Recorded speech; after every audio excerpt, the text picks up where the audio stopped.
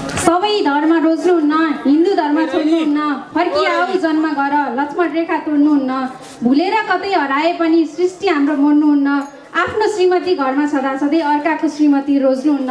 फेसबुकमा भेटेको यो गजलसँगै मेरो घर गोर्खा जिल्लामा गोर्खाको चेली भएर यस गोरखनाथको भूमिमा टेकेर चाहिँ यहाँको माटो स्पर्श गरी तपाईँहरू माझमा तपाईँहरूलाई स्वागत गर्दै आफ्नो मनमा लागेका केही 2-4 शब्दहरू राख्ने मौका दिनुभएकोमा कार्यक्रम आयोजकप्रति हार्दिक आभार गर्दै फेरि पनि यहाँ उपस्थित सम्पूर्णलाई हार्दिक स्वागत गर्न चाहन्छु।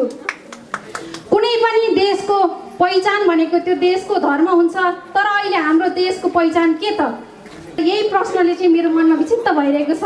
म जन्मदा यो देश हिन्दू राष्ट्र थियो, म हिन्दूको कोखमा जन्मिएँ, हिन्दू संस्कारमै हुर्किएँ, त्यसैले मलाई हिन्दू धर्मप्रति एकदमै अथाह माया र विश्वास छ र म यो देश हिन्दू धर्म भएको हेर्न चाहन्छु। त्यसैले आज म यो अभियानमा साथ दिएको छु। मलाई लाग्छ यहाँ उपस्थित मात्र नभई देश तथा विदेशमा हुनुहुने सम्पूर्ण नेपालीहरूको इच्छा भनेको यो देशको पहिचान हिन्दू धर्म बनोस् भन्ने रहेको छ भन्ने मलाई लागेको छ। तर उहाँहरू आफ्नो मनभित्रको तृष्णालाई चाहिँ मनभित्रै दबदबाउने स्थिति सृजना भएको छ, किनभने विदेशी डलरको फन्दामा र केही युरोपियन सङ्घ संस्थाहरूलाई खुसी पार्नको निमित्त 2063 सालमा चाहिँ कथित जनआन्दोलनले देशलाई धर्मनिरपेक्ष भनेर घोषणा गरेको स्थिति छ। के हाम्रो देशमा धर्मनिरपेक्ष घोषणा गर्नुभन्दा पहिला पनि धार्मिक युद्ध थियो र? के यो न्यायोचित छ हाम्रो देशलाई धर्मनिरपेक्ष गरिनु? कतिको न्यायोचित छ?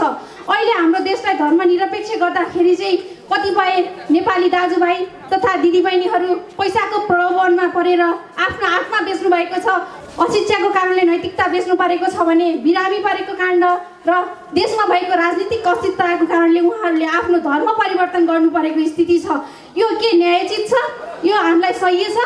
यदि छैन भने तपाईँहरू सम्पूर्ण पनि यस अभियानमा जोडिएर चाहिँ हाम्रो देशको मौलिक संस्कृति अभियान जोगाउनको निमित्त लागि पर्नुहुनेछ भन्ने मलाई विश्वास छ।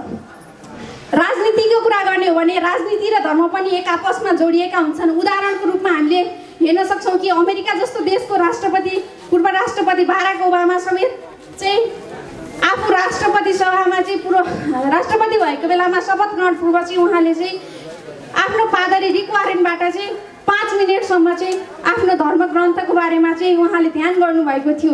यसबाट के प्रश्न हुन्छ भने राजनीतिको लागि धर्म कुनै पनि राजनीतिज्ञ अर्थात् राजनीतिको लागि धर्म पर्याप्त छ। म अलिकति वातावरण शिक्षाको विद्यार्थी, वातावरणसँग सम्बन्धित भएकोले म वातावरणसँग सम्बन्धित रहेर केही कुराहरू तपाईँहरूमा सेयर गर्न जाँदैछु। मलाई लाग्छ हाम्रो मानव सभ्यताको जननी भनेको प्रकृति हो। प्रकृति, मानव सभ्यता अनि हाम्रो धर्म एकअर्काबीच एकदमै गहिरो सम्बन्ध छ। यही त्रिकोणात्मक सम्बन्धले नै मानव सभ्यतालाई दीर्घजीवी प्रदान गरेको छ।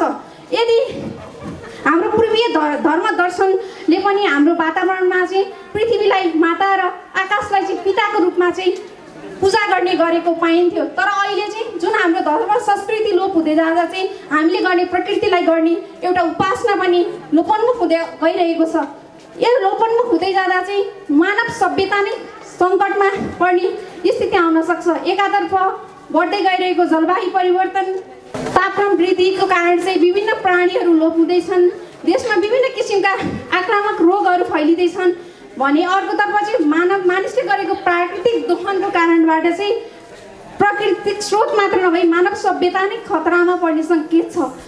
त्यसैले म के भन्न चाहन्छु भने मानव सभ्यता बचाउनको निमित्त हामीले प्रकृतिलाई बचाउनुपर्छ र प्रकृतिलाई बचाउनको निमित्त पनि हामीले हाम्रो धर्मलाई बचाउनु पर्ने आवश्यकता रहेको छ। अन्त्यमा म के भन्न चाहन्छु भने कुनै पनि देशको धर्म भनेको त्यो देशको पहिचान हो, संस्कृति हो, त्यहाँको अस्तित्व हो।